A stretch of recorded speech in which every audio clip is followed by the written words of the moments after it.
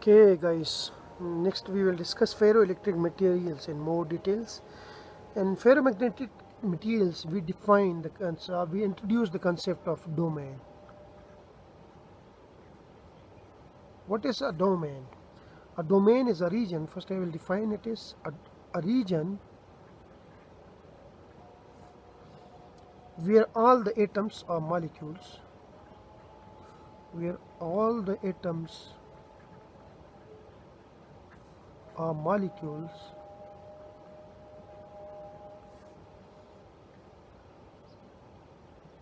where all the atoms are molecules polarized without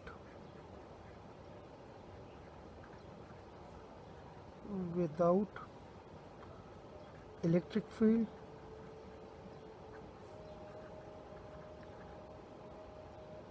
and the polarization direction of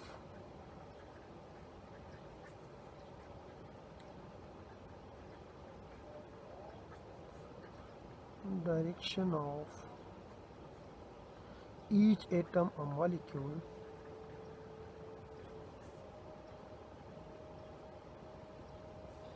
is same.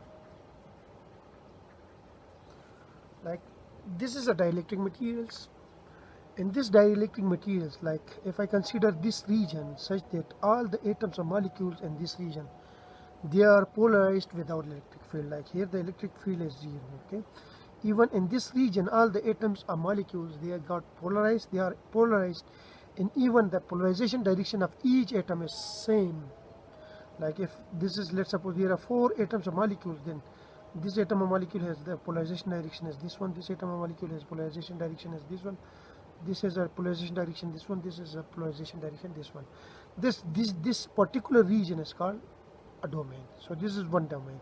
Now, and this is another domain in this material where the atoms have, all the atoms are polarized without electric field and the polarization direction is same.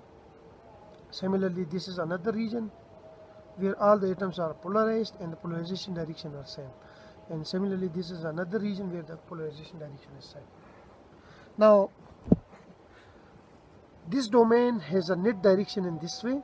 Okay, let's suppose it has a net direction in this way. This is a net direction in this way. This is a net direction in this way. This is a net direction in this way. So if we see the direction of polarization of each domain, like if we add all the polarization in this domain, we get a net direction this one. Okay, similarly if we add all the polarization in this domain, we get a net direction in this one, and similarly we get a net direction in this one, and we get a net direction in this one. So if we see here, then each domain has its own particular polarization direction which is different from other domain. So the domains inside the materials are randomly polarized. So it means that when electric field is equal to 0, then what will happen? If I add all these polarized direction of individual domain, then I get a 0 dipole moment. So the net dipole moment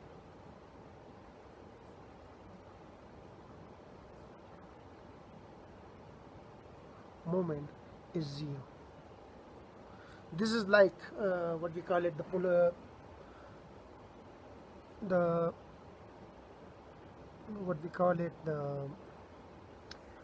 I forgot the terms. It's polar dielectric materials. Like in polar dielectric materials, each atom is polarized. Like there is a dipole moment of each atoms, but all the atoms have different dipole moment oriented in different directions. So if we add all the dipole moment, we get a net dipole moment equal to 0 in the absence of electric field. Similarly here, this domain has a net dipole moment polarization direction this one, this is a net polarization direction this one, this is a net polarization direction this one, this is a net polarization direction this one. If I add all these polarizations, okay, then the sum will be, suppose this is 1, this is like this is like this. So the resultant polarization is P, which is 0 in the absence of what? Electric field equal to 0. Okay, so this is the concept of domain. Basically a domain is a region in a material where all the atoms are polarized in the direction of polarization of each atom is same. Like if I consider 4 atoms here, then the 4 atoms are polarized and the direction of polarization is same. So this region has a net dipole moment, a net polarization, its direction of polarization is this one. Similarly here we have, let's suppose 1, 2, 3, 4 atoms, they are polarized and their polarization direction is same, which is shown by this arrow. So the net polarization direction is this one. So here we have 2 atoms, okay, they are polarized and their polarization direction is this one, and here we have again 3 atoms, they are all polarized, their polarization direction is same because shown by this arrow, and their net polarization is this one. But if I add all the polarization of this domain, the resulted polarization will be what? Equal to 0 in the absence of electric field. Now in this domain, okay, so here I will plot my materials again. Okay, suppose these are the domains.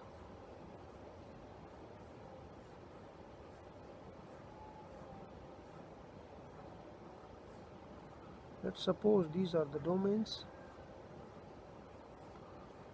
like the region where all the atoms have got polarized, and these domains have different polarization direction, like this is this direction, this is this direction, this is this one, this is this one, this is this one, this is this one, this is this one, this is this one, this is this one.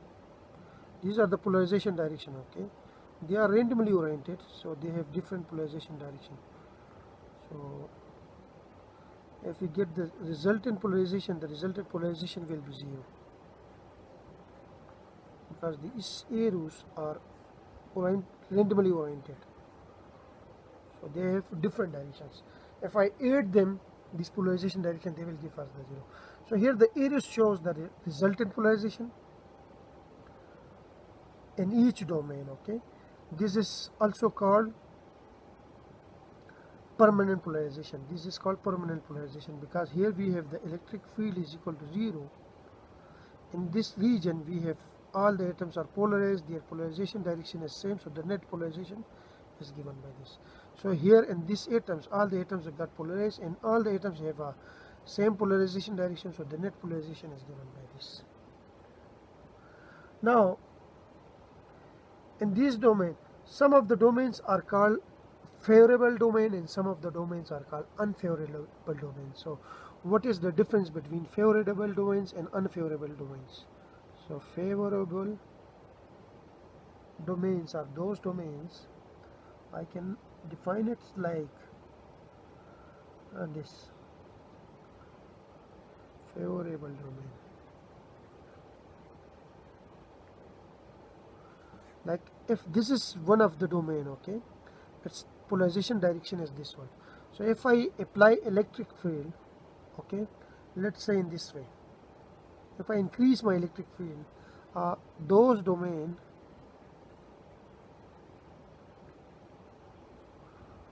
which ally itself in the direction of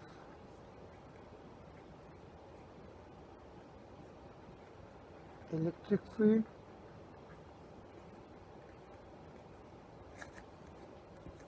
in the direction of electric field when E is the electric field is small. Like if we apply a small electric field, and due to that small electric field, the domain or the polarization, the dipole moment of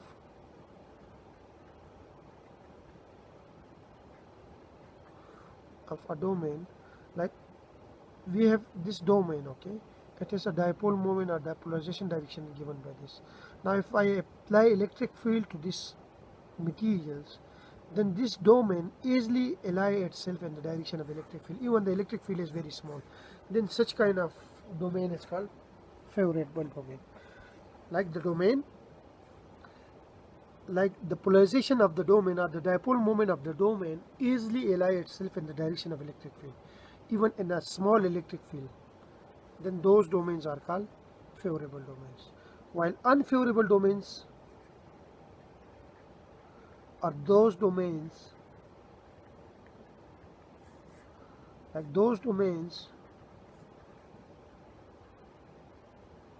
which does not ally itself easily.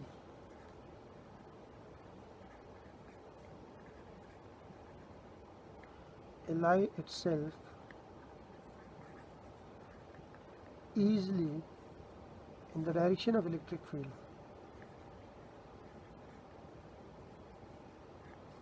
Electric field.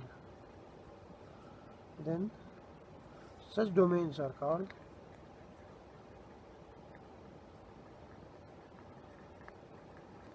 unfavorable domain. Now I will give you an example here of favorable domains and unfavorable domains. Let's suppose our electric field is from this positive to negative, okay? And we know the dipole moment is from negative to positive. So the dipole moment is from negative to positive. So this is the dipole moment direction.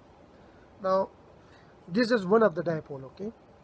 So it makes an angle theta with electric field.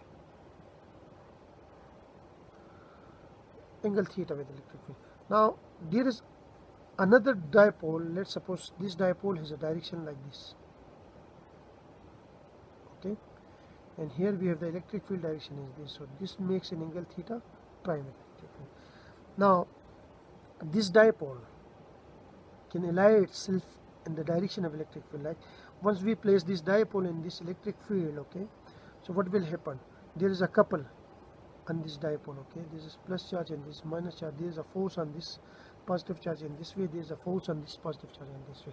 Due to this coupling, there is a torque in this dipole. Due to that torque, this dipole will rotate, and it will rotate until and unless it lie itself in the direction of electric field.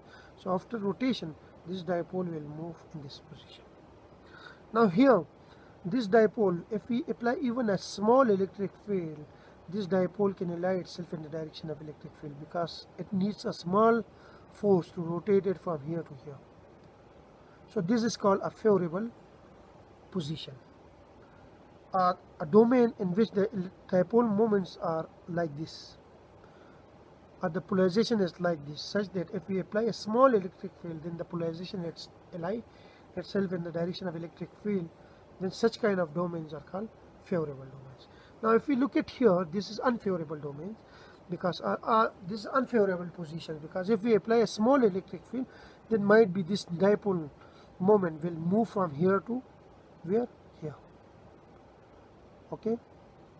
If I further increase the electric field, then this dipole moment will move from this position to this position, might be. So if I further increase the electric field, might be this dipole will move from here to here. So initially, if the field is very small, then this dipole does not move too much, okay? If the field is small, then this dipole will move a little bit from its actual position to here, and again if we increase the electric field, then it will move again here. So it does not ally itself completely with the electric field with small electric field, okay? But if I increase my electric field to a large value, then what will happen? This dipole moment, the dipole will ally itself in the direction of electric field. So this is unfavorable position, because to ally this dipole in the direction of electric field, we need a large electric field. So if this is the domain in which the direction of the polarization is like this, then this polarization direction, in order to make this polarization direction ally with the electric field, we need a large electric field. So this is called unfavorable domain. So it means that if initially the electric field is small, then only the favorable domain will ally itself in the direction of electric field. But as we increase the electric field, then apart from favorable domain, unfavorable domain will also tries to ally itself in the direction of electric field. And finally we have a stage will reach in which if the electric field is very large, it's non-zero and very large, then all the favorable and unfavorable domain will lie itself in the direction of electric field. So this is the concept of ferroelectric materials. Now next we have this relation between electric field and polarizations. So here I plot this diagram already. So if I look at this figure, then point O is the point of where the polarization is 0, and this is the point where the electric field is 0. Now as we increase the electric field, okay, from 0 to this directions, like in the positive directions, then what will happen? The polarization will start increasing. But the polarization is not linear, it's non-linear. So the polarization reached to a maximum value at point A here. Now if we further increase the electric field, the polarization does not increase. So it means that this OG, the polarization from O to this point G, or this line AG, okay, shows the saturation polarization. It shows the saturation condition, because all the dipoles, all the domains lie itself in the direction of electric field. So we have the maximum polarization reached, and this is called saturation polarization. Now if we decrease the electric field back, like if we reach the electric to this point and then we decrease the electric field back in this way, then what will happen? The direction of depolarization, now in this way we polarize the material. Now in the back direction we are depolarizing the direction. So the direction of depolarization is different. The direction of depolarization is not the same as the direction of polarization, because the direction of polarization was this one. The material polarized in this path, while once we decrease the electric field in the backward direction, then the depolarization path is this one. It is not this one, back to this one, it is this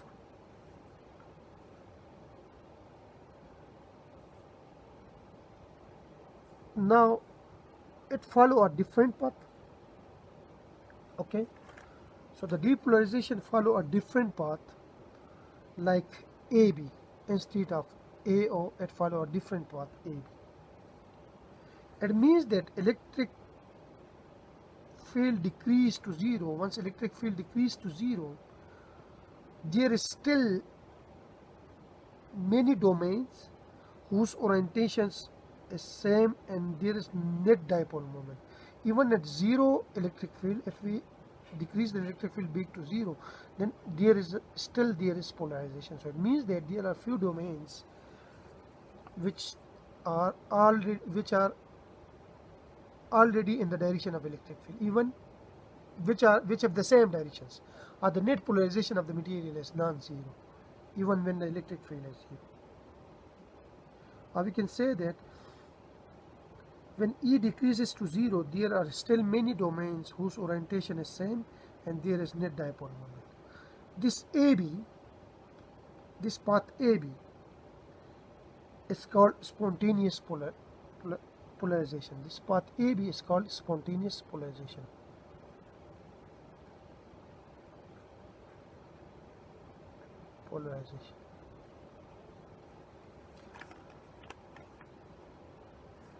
Now, in order to bring this polarization back to 0, because we have this polarization, in order to bring this polarization back to 0 here, what we are doing, we reverse the electric field in the negative direction, like from 0 to this minus E direction. Now at certain negative electric field, the material, the net polar, like at certain electric field like OC, if the electric field is decreased from O to C, the net polarization of the material is 0 here, because the material is depolarized completely here. Now if we further increase the electric field in the negative directions in this way, then the materials again polarized, or the direction in reverse direction, the polarization increase also, okay, in reverse direction, and reach to our saturation value from C to D.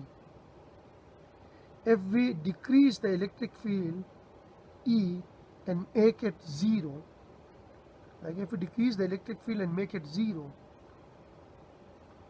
then again there is net polarization here.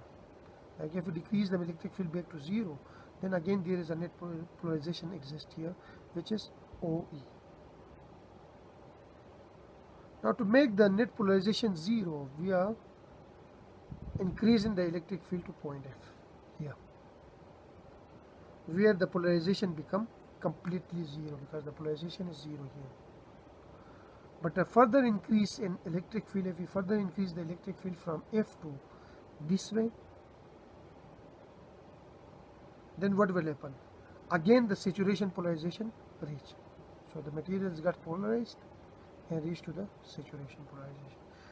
Now this process repeat itself by increasing and decreasing the electric field, and this curve is called hysteresis curve.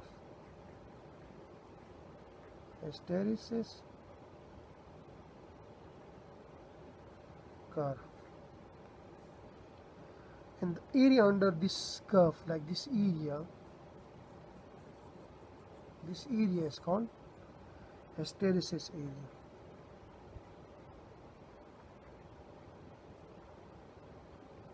Like this curve is called hysteresis curve, and this area is called hysteresis area. So this is all about ferromagnetic material. So I have to, like in ferromagnetic materials, like once we increase the electric field from 0, then the materials got polarized. But it is polarized if the polarization is not linear, okay? And if the polarization is not linear, then this material is called paraelectric material. This is a polarization, the material got polarized with the electric field in a non-linear way, which is called paraelectric materials. Now, at point A, the material reached to its maximum value, or the polarization reached to its maximum value. Now, this is called the saturation polarizations. If once we increase the electric field beyond this value, then there is no change in the polarization of the material. So the material will look like this. The polarization is constant. Now if we decrease the electric field from this point back to O, then the path of depolarization is different. The material does not depolarize in the same way as OA. It does not depolarize along AO, but it polarizes in a different path from A to B.